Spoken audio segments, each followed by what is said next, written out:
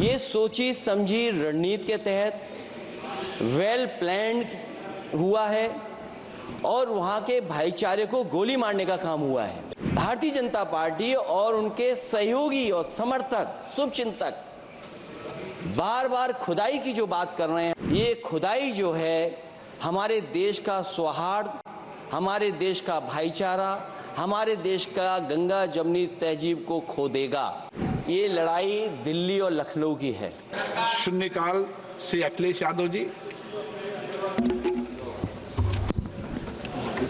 मैं धन्यवाद देना चाहता हूं अध्यक्ष महोदय आपका।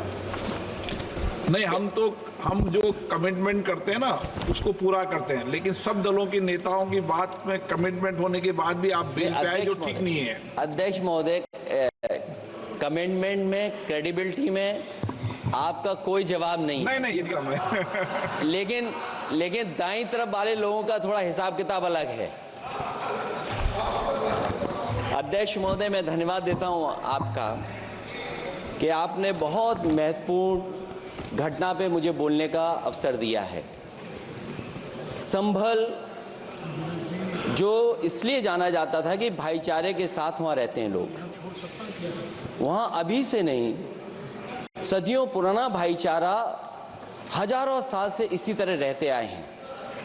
लेकिन अचानक ये जो घटना हुई है, ये सोची समझी रणनीति के तहत वेल प्लान्ड हुआ है और वहां के भाईचारे को गोली मारने का काम हुआ है। जो घटना हुई है वो सोची समझी साजिश है। वहां जो खुदाई की बात लगातार अध्यक्ष महोदय देश में कोने कोने पर भारतीय जनता पार्टी और उनके सहयोगी और समर्थक शुभचिंतक बार बार खुदाई की जो बात कर रहे हैं अध्यक्ष महोदय, ये खुदाई जो है हमारे देश का सौहार्द, हमारे देश का भाईचारा, हमारे देश का गंगा जमनी तहजीब को खो देगा। मैं आपका धन्यवाद इसलिए भी देता हूं कि इस महत्वपूर्ण जो साजिश हुई, और वो साजिश सोची समझी इसलिए मैं बोल रहा हूं। उत्तर प्रदेश का चुनाव था, पहले 13 तारीख को चुनाव होना था और 13 तारीख के चुनाव को उन्होंने बढ़ा करके 20 तारीख कर दिया। और इस जो घटना है मैं आपके सामने पढ़ना चाहता हूं। अध्यक्ष महोदय, ये यात्रा रुकी क्यों नहीं है? यात्रा ले जाओ दूसरी तरफ। अध्यक्ष महोदय, संभल की शाही जामा मस्जिद के खिलाफ 19/11/2024 को सिविल जज सीनियर डिवीजन छंदौसी संभल में एक याचिका डाली गई। कोर्ट ने दूसरे पक्ष को, अध्यक्ष महोदय सुनिए, ये सुनना चाहिए, हम यूं ही नहीं कहते थे। आप तो संक्षिप्त में बोले। अध्यक्ष महोदय, हम यूं ही नहीं कहते थे कि संविधान ये मानती नहीं सरकार। हम यूं ही नहीं कहते थे कि संविधान नहीं मानती। जब प्लेसेस ऑफ वर्शिप एक्ट है, प्लेसेस ऑफ वर्शिप एक्ट है, हम बनते तो बहुत कुछ हैं। संभल के शाही जामा मस्जिद के खिलाफ 19/11/2024 को सिविल जज सीनियर डिवीजन चंदौसी संभल में एक याचिका डाली गई। कोर्ट ने दूसरे पक्ष को सुने बगैर उसी दिन 19/11/2024 को सर्वे के आदेश दे दिए। ताज्जुब की बात है, संभल के जिलाधिकारी संभल और पुलिस अधीक्षक संभल आदेश को पढ़े बगैर 2 घंटे के बाद सर्वे के लिए पुलिस बल के साथ शाही जामा मस्जिद पहुंच गए। जामा मस्जिद की कमेटी, जनप्रतिनिधि, उलेमा इकराम, सभी अधिवक्ताओं ने सहयोग दिया। जिलाधिकारी संभल और पुलिस अधीक्षक संभल ने 2.5 घंटे सर्वे के बाद कहा सब सर्वे पूरा हो चुका है और अब रिपोर्ट कोर्ट को भेज दी जाएगी।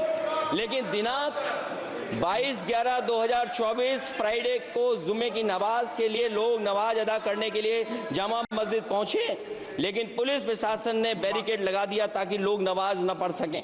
उसके बाद भी लोगों ने संयम बरतते हुए नमाज अदा की और किसी प्रकार का विरोध प्रदर्शन नहीं किया। 29/11/2024 को कोर्ट की अगली तारीख तय थी। शाही जामा मस्जिद की कमेटी और मुस्लिम समाज के सभी लोग कोर्ट में केस की पैरवी के लिए तैयारी कर रहे थे। परंतु दिनांक 23/11/2024 की रात पुलिस प्रशासन द्वारा कहा गया 24/11/2024 यानी अगले दिन सुबह को दोबारा सर्वे किया जाएगा। शाही जामा मस्जिद कमेटी और अधिवक्ता ने कहा कि इस सर्वे तो मुकम्मल हो चुका है, अब दूसरे सर्वे की क्या आवश्यकता है। कोर्ट के आदेश का हमने पालन कर दिया, अगर दूसरे सर्वे कराना है तो दोबारा आदेश करवाएं, कोर्ट के आदेश के बाद हम दोबारा सर्वे करा देंगे। लेकिन जिलाधिकारी संभल और पुलिस अधीक्षक संभल ने कोई सुनवाई नहीं की और तानाशाही दिखाते हुए सुबह के वक्त से पहले शाही जामा मस्जिद आ गए। शाही जामा मस्जिद कमेटी और मुस्लिम समाज के लोगों ने फिर भी धैर्य रखा और दोबारा सर्वे के लिए अंदर ले गए। सर्वे के दौरान करीब 1.5 घंटा बाद जब जनता को सूचना मिली तो वो इकट्ठा होना शुरू हो गए। लोगों ने सर्वे का कारण जानना चाहा तो सर्किल ऑफिसर ने उनके साथ गाली गलौज की और लाठीचार्ज करवाकर बुरी तरह जख्मी कर दिया। इसका विरोध करते हुए चंद लोगों ने पत्थर चलाए, जिसके बदले में पुलिस के सिपाही से लेकर के अधिकारियों तक ने अपने सरकारी और प्राइवेट हथियारों से गोलियां चलाई, जिसका वीडियो रिकॉर्डिंग है, जिसके एवज में दर्जन लोग गोलियों से घायल हो गए हैं। 5 मासूमों जो कि अपने घर से सामान लेने के निकले थे, उनकी मृत्यु हो गई। संभल का माहौल बिगाड़ने में